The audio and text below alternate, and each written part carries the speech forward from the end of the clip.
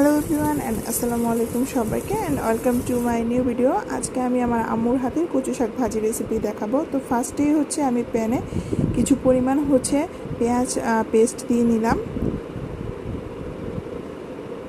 তারপরে এর মধ্যে আমি পরিমাণ মতো লবণ দিয়ে নিয়েছি। তারপর দিয়ে দিচ্ছি পরিমাণ মতো হলুদের গুঁড়া, 1 টিস্পুন ধনিয়ার গুঁড়া, 1 টিস্পুন গুঁড়া মরিচ দিয়ে এটা ভালো মতো একটু মিক্স করে নিতে হবে।